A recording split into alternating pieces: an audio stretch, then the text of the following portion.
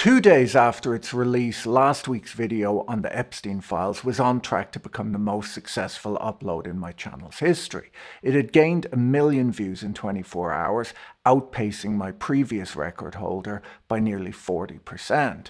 The trajectory suggested that I had a big hit on my hands.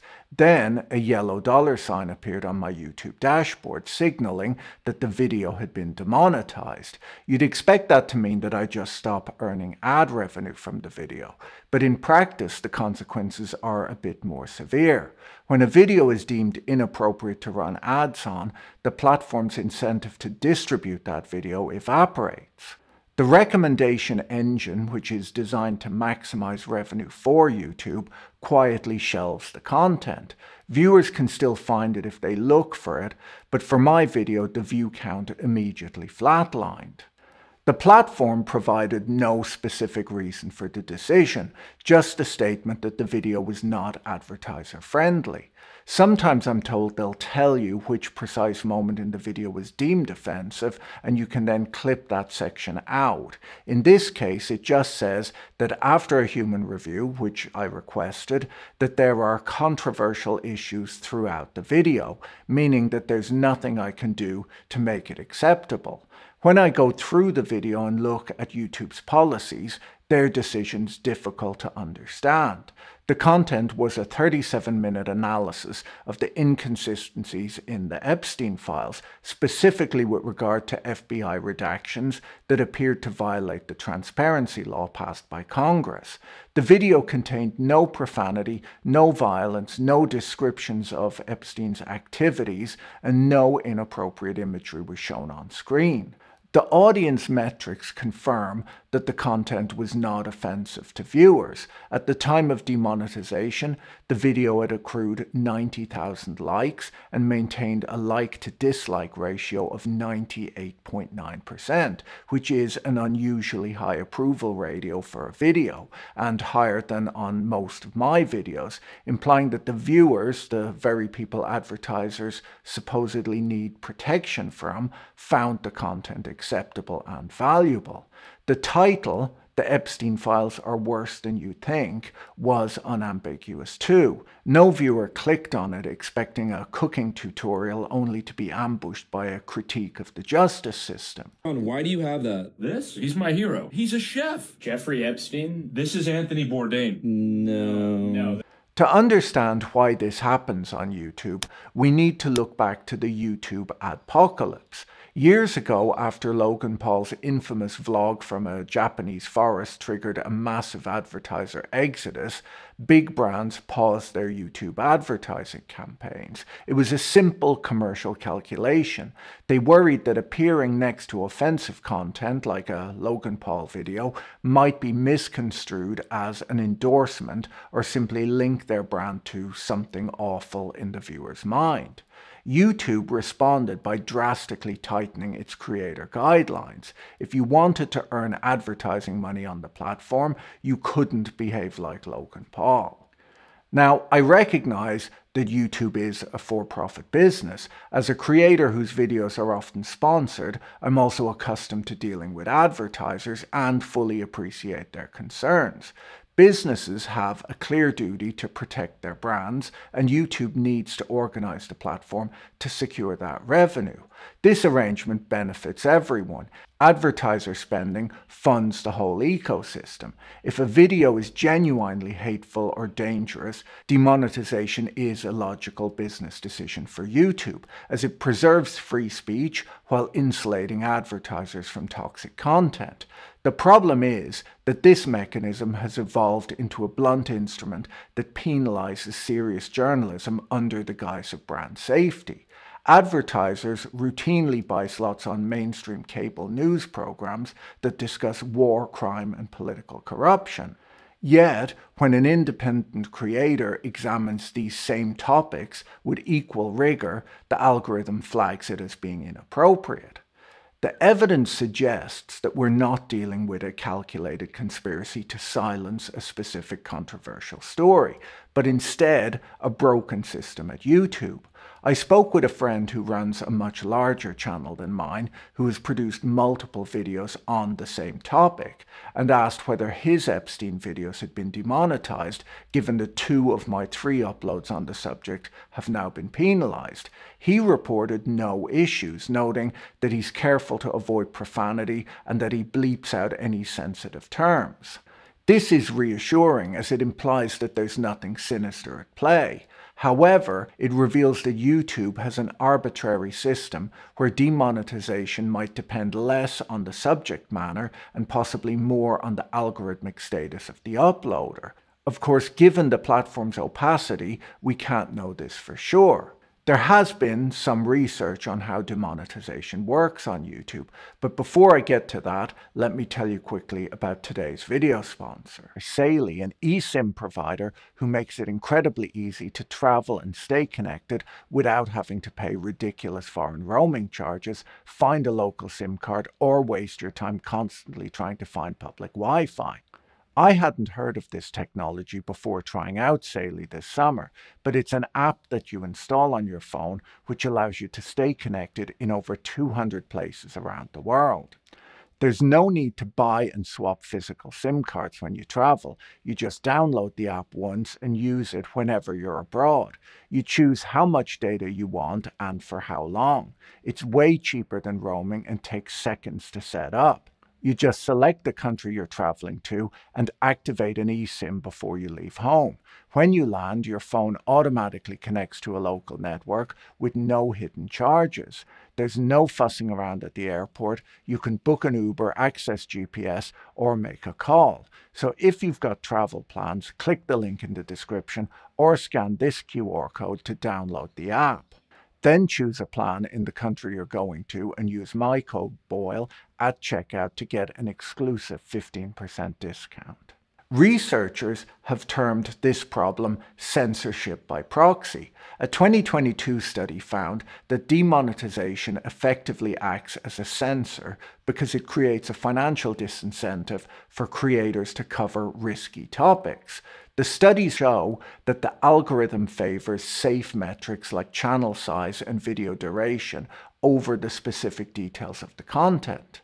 Creators essentially build up trust with the algorithm, and once trusted are less likely to be demonetized. This possibly explains why my second Epstein video was demonetized so quickly. The study also shows that when the algorithm decides a topic is unsafe, it restricts distribution, making the content almost invisible to all but the most dedicated subscribers who'll seek out every new video. This safety filter, as the authors note, notoriously fails to grasp context. The channel Vlogging Through History documented this issue, reporting that his educational videos on World War II were demonetized simply for displaying a 2-second clip of a flag from that period, or for discussing the September 11th attacks. The algorithm groups Nick Fuentes and a historian explaining an important World War II battle into the same category, and then both face the same penalty, the revenue cliff. For this reason, creators sometimes feel forced to modify their language to survive. This has given rise to what's known as algospeak, a surreal new online dialect where creators replace clinical terms with nonsense words, saying unalive instead of dead, or PDF file instead of pedophile, hoping to slip past the automated filters. Serious discourse then becomes a childish code, degrading the quality of information in exchange for algorithmic safety. In my video, I use the correct terms because it seems ridiculous to me to speak in a code that my audience might not understand, and because we're discussing a serious topic. I did bleep out any words that might trigger the algorithm. The algorithm, nonetheless, responded by unaliving the video. This type of suppression matters because the format of online video offers something that traditional media often can't: depth. A cable news segment frequently lasts 4 minutes. A newspaper article runs for around 700 words.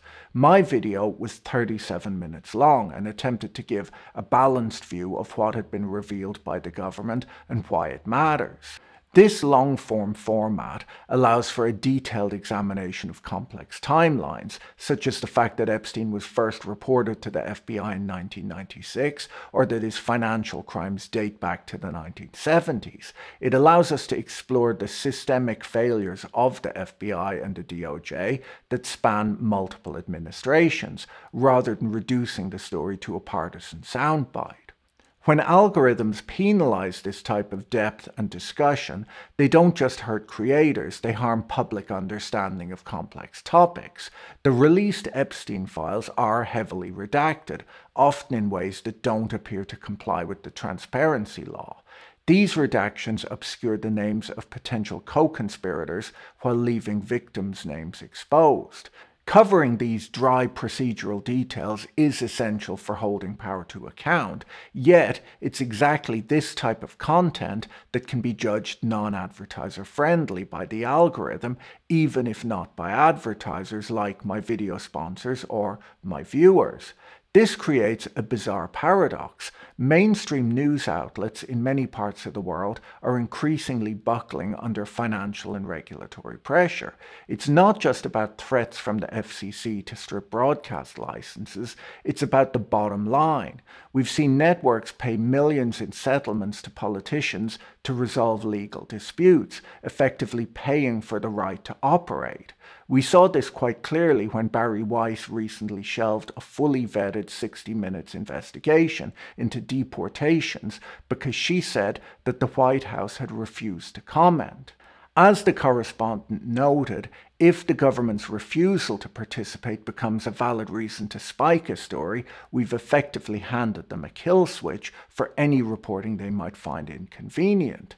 Simultaneously, corporate consolidation has become a point of political leverage. The Warner Brothers Discovery merger remains stalled in regulatory limbo, with the administration signaling that approval hinges on correcting the editorial stance of its news division, CNN.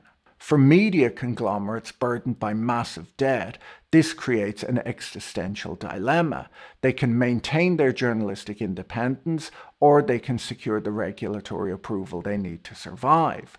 Increasing numbers are choosing survival. The independent creators who fill the gap fare no better. The United States has recently fallen to 57th out of 180 countries when ranked for press freedom.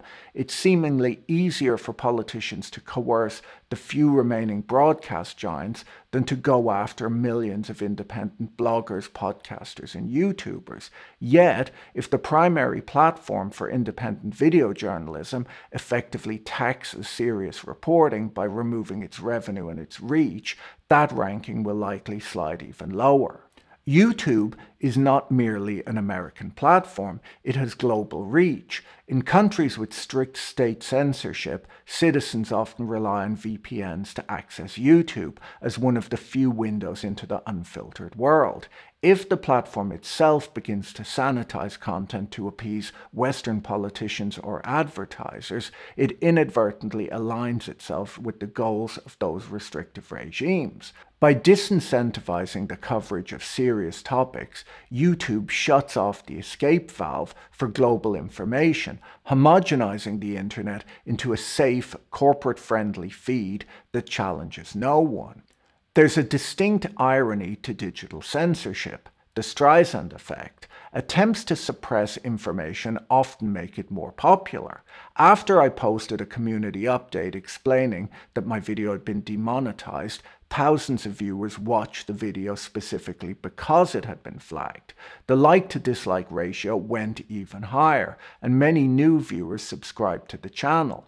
Viewers understand that in an era of algorithmic curation, the unsafe label is sometimes a proxy for important. Similarly, the 60 Minutes episode that had been shelved by Bari Weiss had already been broadcast in Canada. Canadian viewers uploaded it to the internet and it quickly went viral online, as viewers rushed to see the episode that they had not been allowed to see. It's crucial to distinguish between the politics of this case and the morality of it. My critique of the decline in press freedom under the current administration should not be misconstrued as a partisan attack. The failure to prosecute Jeffrey Epstein and his co-conspirators is not a Republican issue or a Democrat issue. It's a moral issue that hints at the institutional rot in our justice system that spans decades and administrations. History shows that press freedom is vulnerable under leadership of any stripe. While attacks on the press have risen by 25% this year, a look at the data from the US Press Freedom Tracker reveals that the highest number of journalists arrested or assaulted in recent history actually occurred in 2020.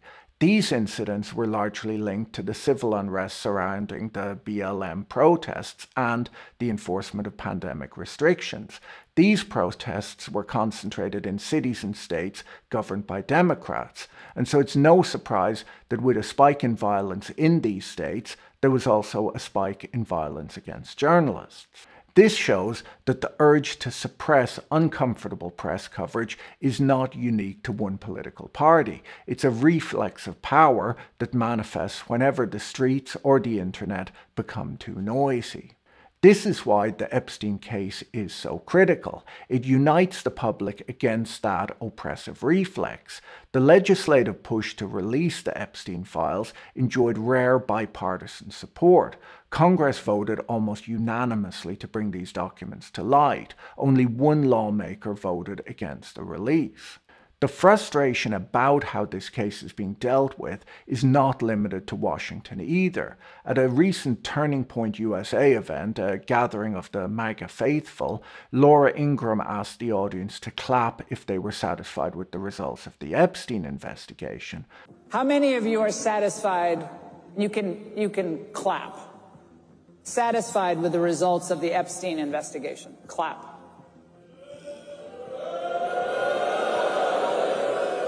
Okay, I told you to clap. You guys aren't listening. People of all political persuasions get what the algorithm seems to be missing, that the Epstein story is a moral scandal about a two-tier justice system, not a political football.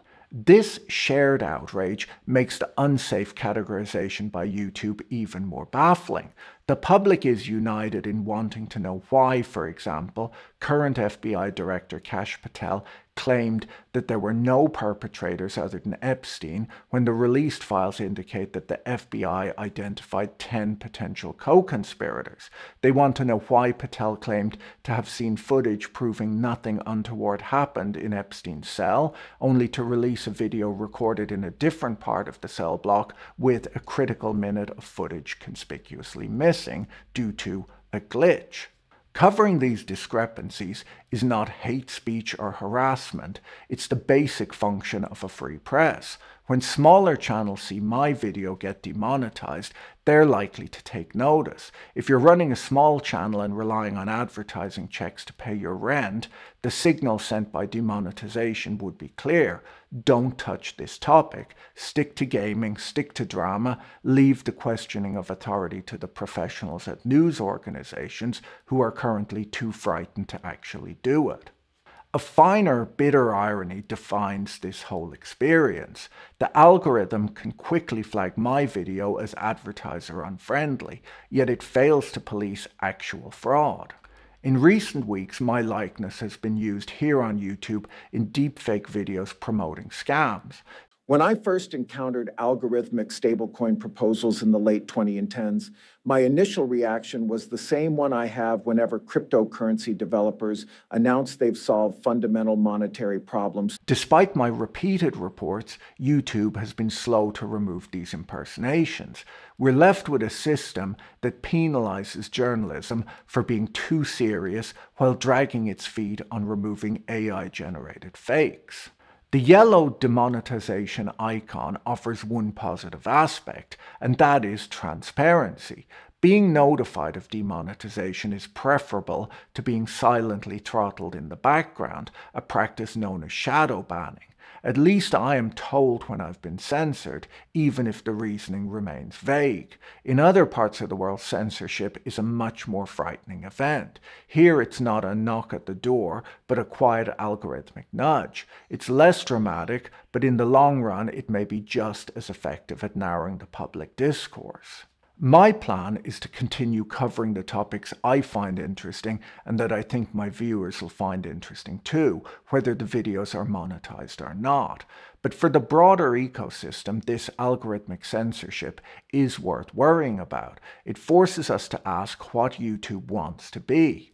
If the platform's incentives aggressively filter out the boring work of holding power to account, the deep dives, the legal analysis, the historical context, then it ceases to be a digital public square. It risks becoming a place solely for childish entertainment, safe for advertisers, but useless for democracy. If you want to watch my demonetized video, here's a link. The great thing is that you can watch it without adverts. Our sponsors keep the channel going, so if you're traveling soon, don't forget to check out our sponsor Saley using the link in the description. Have a great day and talk to you again soon. Bye.